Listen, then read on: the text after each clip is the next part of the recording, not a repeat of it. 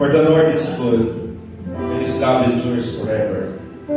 His faithfulness continue through all generations.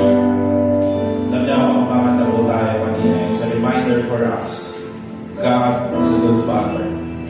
At ang maganda ba dito, yung pagiging mabuting Ama ng ating Panginoon sa buhay natin ay hindi nakabase sa sirkumstansya o sa mga bagay na ginagawa natin para sa Kanya. The Bible is saying, nature ng Ama natin na nasa langit to provide everything that we need.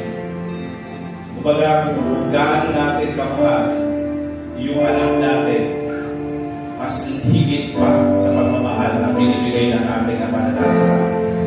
Can we all pray today? Lord, maraming salamat for reminding us today. Or maybe some of us, iba-iba yung pinagdaanan namin this week.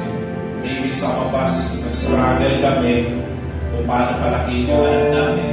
Sometimes, pakiramdam namin hindi kami nagiging mabuting parents sa aming mga anak because there are times na kulang siguro yung pag-provide namin, kulang yung time namin, kulang yung mga bagay na ginagawa namin para mapalaki yung mga anak namin ng mabuti.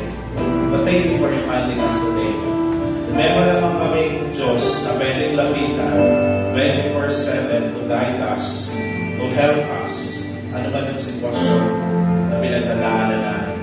Lord, ngayon po umaga po dito, as we continue to learn more about parenting, biblical parenting, I pray, Panginoon, na mas makilala ka namin at mas na-excite kami na palakihin pa yung mga bata na pinagkaloob sa amin. Lord, maraming pong salamat. Pagpalain niyo po ang buhay ng bawat isa. In Jesus' name, Amen and Amen. Magandang umaga po sa inyong lahat. Pwede po ba tayo, bago po tayo po, pwede po ba itihan mo lang po ang katabi mo? And again, welcome po sa Victory dito sa ating Parenting by the Book. And my name is Pastor King. At dito si Joy, ang aking asawa. So, wala na tayo masyadong oras. Kaya, I'm so excited na i-introduce sa inyo yung speaker natin.